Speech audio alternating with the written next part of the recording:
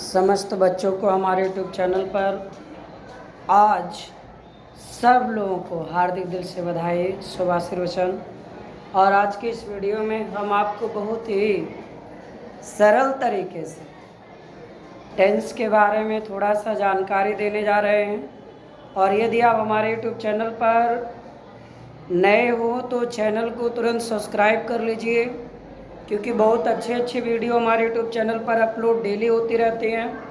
तो आपको नोटिफिकेशन नहीं मिल पाएगा यदि आप सब्सक्राइब नहीं किए होंगे। इसलिए आपसे मेरा यही निवेदन है कि चैनल को सब्सक्राइब कर लें, ताकि तुरंत आपको सूचना मिल जाए जब भी हम वीडियो अपलोड करें। बाकी आज के वीडियो में बहुत ही मज़ा आएगा आप सबको और बड़ा ही आनंद आएगा। जो यहाँ लिखा गया है प्रेजेंट कंटिन्यूअस टेंस, इसकी जानकारी हम आपको बड़े ही सरल तरीके से देंगे। और आप इस टेंस की जानकारी एक बार अगर आपने वीडियो को पूरा देख लिया है, स्टडी कर लिया है, तो फिर आप भूल नहीं सकते हो, ये गारंटी है। देखिए, सबसे पहला काम ये है कि प्रेजेंट टेंस क्या होता है और कंटिन्यूअस क्या है। इसके बाद टेंस के तीनों चीज़ जान लीजिए। देखिए, हमने इसके पहले कई वीडियो बना भी दिया है, लेकिन बच्चों का रिक्वेस्ट है, इस नाते यह एक वीडियो और भी आज अपलोड हम कर रहे हैं। बस इसमें केवल प्रेजेंट कंटिन्यूअस टेंस ही रहेगा। देखिए, प्रेजेंट का मतलब होता है वर्तमान। प्रेजेंट का मतलब वर्तमान। वर्तमान का मतलब होता है जो इस समय चल रहा है। जैसे मैं आपको पढ़ा रहा हूँ, यह वर्तमान है। यानी आप यही जानिए, वर्तमान का मतलब जो अभी विद्यमान है वही वर्तमान है। और कंटिन्यूअस जो वर्ड है NUOUS, कंटिन्यूअस कंटिन्यूटी को डिनोट कराता है। ये कंटिन्यूटी का मतलब होता है लगातार। कोई कार्य लगातार जारी रहे उसको कंटिन्यूअस कहते हैं। और हिंदी में कंटिन्यूअस का मतलब होता है रहा, रही और रहे। वर्तमान का मतलब होता है बाबू है, हो, हूँ। इस तरह का वीडियो आप तक कभी आज तक किसी यूट्यूब पे आप पढ़े भी नहीं होंगे, क्योंकि इस मॉडल में शायद ही आपको कहीं कॉन्सेप्ट मिला हो। ऐसा कॉन्सेप्ट आपको कहीं नहीं मिला होगा।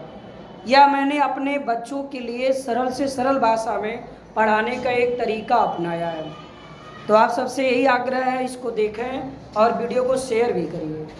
देखिए, वर्तमान समझ गए, है, वो, हूँ। कंटिन्यूअस का मतलब रहा, रही, रहे। और टेंस जो हमारा होता है, टेंस का मतलब होता है काल। काल में समय, यानी कोई कार्य किस समय में होता है, कैसे घटित होता है, कोई घटना घटित होनी चाहिए, तो वहाँ हम उसको टेंस की संज्ञा दे देते हैं। तो बात आपको समझ में आ चुकी होगी कि प्रेजेंट कंटिन्यूअस टेंस क्या है। यानी वह काल जिससे हमें किसी कार्य के लगातार होने का बोध हो, परंतु समय की निश्चितता न हो। उसके अंत में रहा है, रही है, रहे हैं, रहा हूँ। हिंदी वाक्यों के अंत में ये शब्दांश आते हैं और समय नहीं दिया होता है, लेकिन अगर समय दे देगा तो कंटिन्यूअस के साथ उसका एक नाम और हो जाएगा, परफेक्ट। इसलिए समय नहीं होगा। जैसे मैं पढ़ा रहा हूँ, तुम पढ़ रहे हो, वे खेल रहे हैं, बच्चा दूध पी रहा है, बच्चा किताब पढ़ रहा है। ऐसे तमाम सेंटेंस हैं जिनमें समय का बोध नहीं होता है। तो आपने इसको समझ लिया। तो आइए अब हम आपको थोड़ा सा ये बताते हैं। हिंदी में इनसे तो आप पहचान लेंगे, लेकिन इंग्लिश में कैसे पहचानेंगे।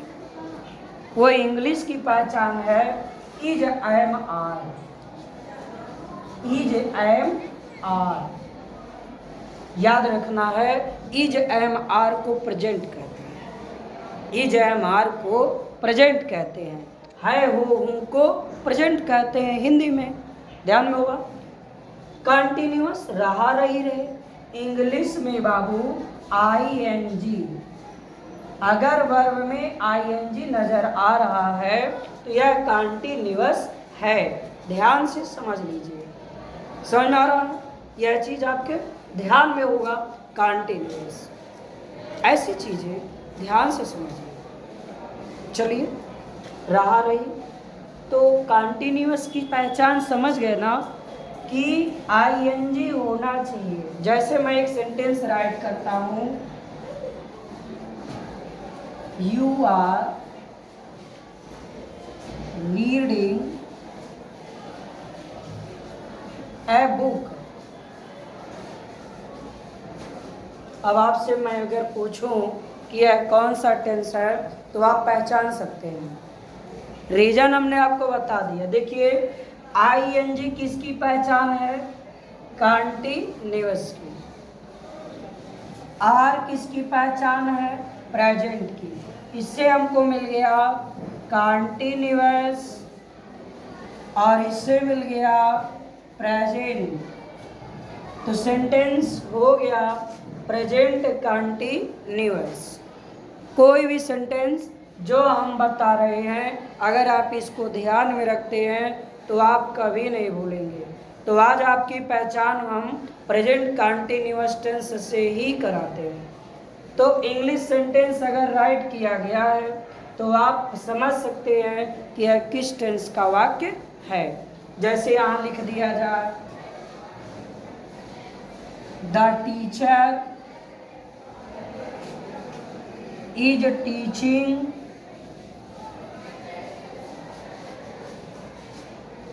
to the students।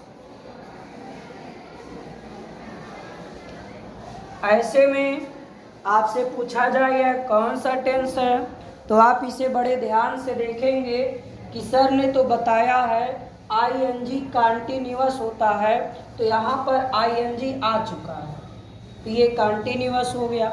अब ये देखना है किसका कॉन्टिन्यूअस है, प्रेजेंट का कि पास्ट का कि फ्यूचर का। तो मैं प्रेजेंट के बारे में बताया हूँ कि इज को प्रेजेंट कहते हैं। तो ये हो गया प्रेजेंट, ये हो गया कॉन्टिन्यूअस। तो ये प्रेजेंट कॉन्टिन्यूअस का सेंटेंस हो गया। तो इस तरह से आपने अभी तक ये स्टडी में जरूर नहीं पाए तो आज से इसको अपना लीजिए। और ऐसे माध्यम से अगर आप पढ़ते हैं तो सेंटेंस पढ़ना बहुत आसान होगा और आपको रटना नहीं पड़ेगा और आप रटी हुई चीज़ को भूल जाते होंगे और ट्रिक से बताई गई चीज़ आपको बहुत दिनों तक याद रहती है। तो यह चीज़ आपको याद होगी। तो चलिए बाबू, आज के इस वीडियो में इसके साथ थोड़ा सा हम और डिटेल जानकारी दे देते हैं, फार्मूला राइट करा देते हैं और सूत्र बनाने का तरीका क्या है। जैसे रामू फूल तोड़ रहा है,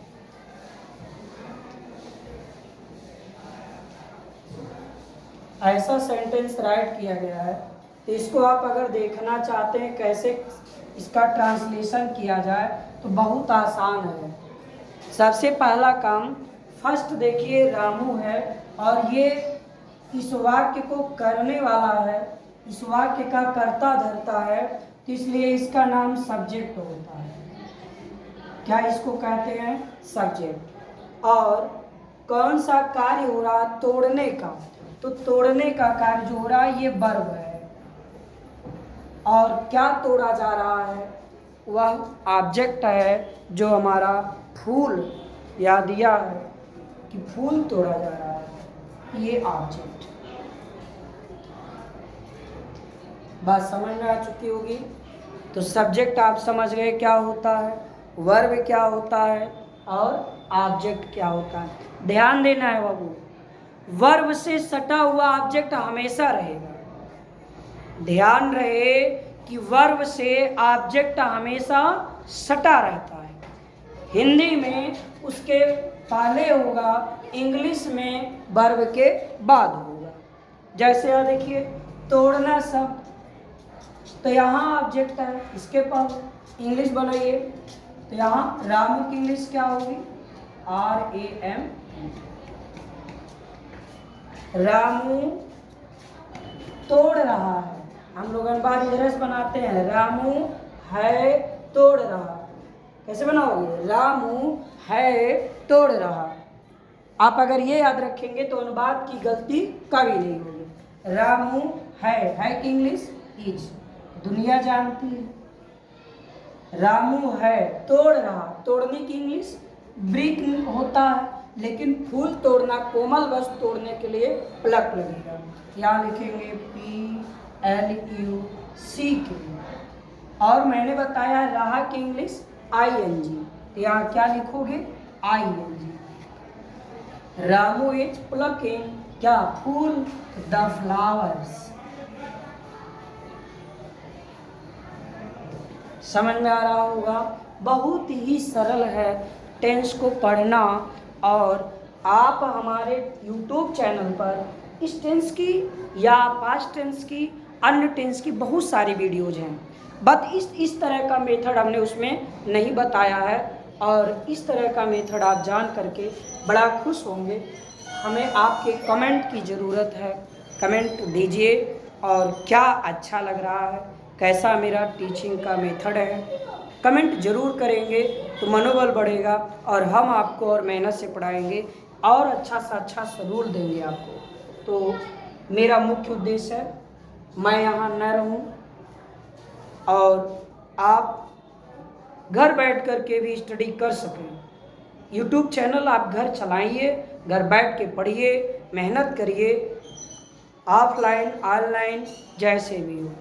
कुछ बच्चों का कमेंट है सर लाइव क्लास चलाइए, तो थोड़ा सा मेरा आपसे यही क्या कहूँ, इसके लिए समय अभाव है, सुबह से शाम तक व्यस्तता रहती है, इसलिए जो है थोड़ा सा अभी लाइव क्लास चलाने के लिए मेरी मजबूरी है कि नहीं चला सकता। और देखेंगे जल्दी लाइव क्लास का प्रयास करेंगे। हमारे यूट्यूबर्स बढ़ते जाएं, लाइव क्लास चलाने में कोई दिक्कत नहीं है। आपका सहयोग मिलेगा तो हम बहुत अच्छा लाइव क्लास चलाएंगे। बस आपके सहयोग का और आपके सबका मुझे सहयोग ही बहुत कुछ है, यही मैं आपसे आकांक्षा रखता हूँ। तो देख लीजिए, आपने यहाँ बनाया Ram is plucking the flowers. अब इसका स्ट्रक्चर बना दो ना, ये अफर्मेटिव है, तो या इसी को हम लोग असर्टिव भी बोलते हैं, पॉजिटिव कहते हैं। पॉजिटिव सेंटेंस का फार्मूला हो गया, पहले क्या है रहू, राम, रामू सब्जेक्ट और प्लस इजयमार ही लगाएंगे ना। रामू एक वचन है तो इजयमार, जैसे ही सी इट, और एक वचन कर्ता के साथ क्या यूज होता है, बोलिए इज। IUV दे और बहुवचन कर्ता के साथ आप कहेंगे यार, लेकिन आई के साथ एम लगता है, ठीक ना? आई के साथ एम लगेगा, UV दे और बहुवचन कर्ताओं के साथ आर लगेगा। तो यहाँ एक वचन कर्ता इज, तो इज हमारे पास 3 सहायक क्रियाएं हैं, इज एम आर।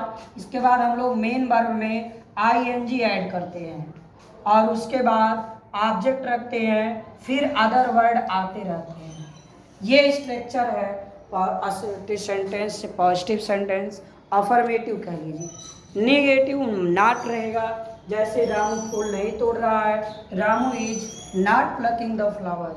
यहाँ सूत्र में सब्जेक्ट इजयमार के बाद आप नॉट को सेट कर देंगे, फार्मूला बन जाएगा। थोड़ा आप भी तो प्रयास करो, सारा चीज़ मैं लिख ही दूंगा तो क्या करोगे? बहुत से बच्चे याद ही रहते, सर जब लिख दें हम छाप लें, तो ये आदत नहीं ठीक है। और देखिए, इस चीज को करने के बाद इंट्रोगेटिव बनाना है। समझ लीजिए, क्या मैं पढ़ा रहा हूँ, क्या मैं पढ़ा रहा हूँ, प्रश्न पूछ।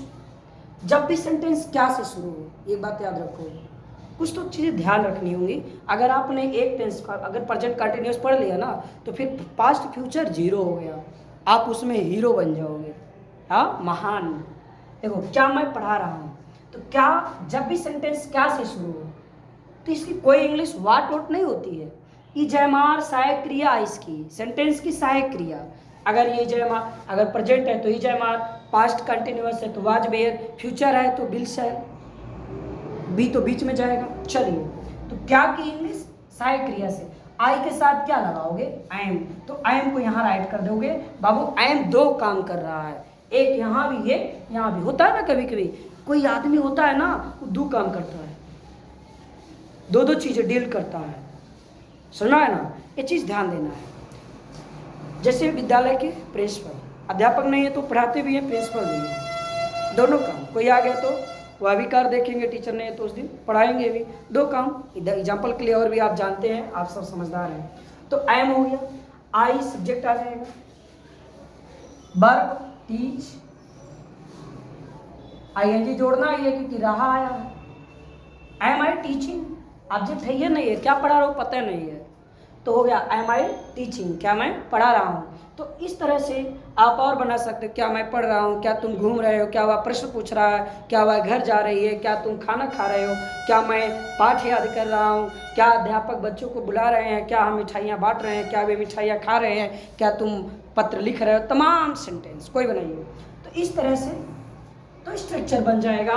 सबसे पहले सहायक क्रिया, इंट्रोगेटिव के लिए सबसे पहले क्या राइट होगी, सहायक क्रिया यानी इज एम आर। उसके बाद क्या बनेगा, हम लोग सब्जेक्ट को लिखते हैं, यानी इंट्रोगेटिव सेंटेंस में इज एम आर का कान पकड़िए, पहले कर दीजिए, सेंटेंस का स्ट्रक्चर बन गया।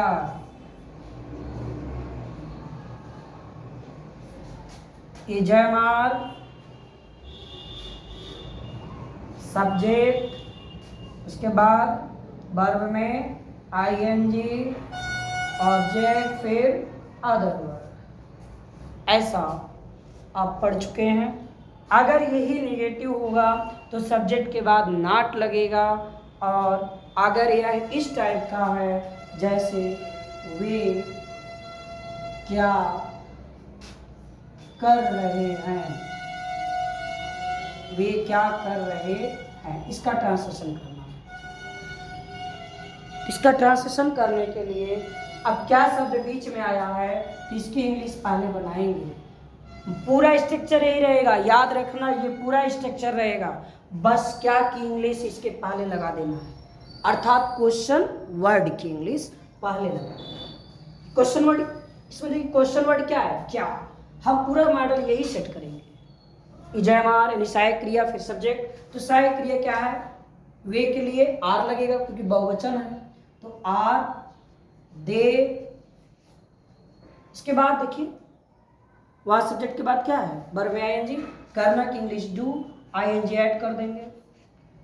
आर दे डूइंग, अब ऑब्जेक्ट तो है नहीं, क्वेश्चन मार्क, लेकिन क्या की इंग्लिश सभी ने कहा ना पहले सेट करिए, तो क्या की इंग्लिश व्हाट, बस हो गया translation. What are they doing, वे क्या कर रहे हैं, what are you they reading, वे व्हाट आर दे रीडिंग, वे क्या पढ़ रहे हैं, व्हाट आर यू स्पीकिंग, तुम क्या बोल रहे हो, समझ आया। तो ऐसा तुम कहाँ जा रहे हो, तुम कहाँ जा रहे हो, इसकी इंग्लिश क्या करेंगे, ट्रांसलेशन होना है तो कहाँ की इंग्लिश पहले कर दो। वेयर तुम के लिए आर, जाने के लिए going, where are you going, तुम कहाँ जा रहे हो। ऐसा प्रैक्टिस करो ना तो बहुत अच्छे बन जाओगे। बस आज के लिए इतना ही, और मेरा लास्ट में ये कहना है, हमारे बच्चे कहते हैं और मैं भी कहता हूँ क्योंकि मेरे भी गुरु हैं, आप सबके भी गुरु हैं। कहना क्या है, ध्यान से सुनिएगा। गुरुओं का सत्कार कभी ना भूलें हम, इतना बने महान गगन को छू लें हम, इतना बने महान गगन को छू लें हम, गुरुओं का सत्कार कभी ना भूलें हम, इतना बने महान गगन को छू लें हम।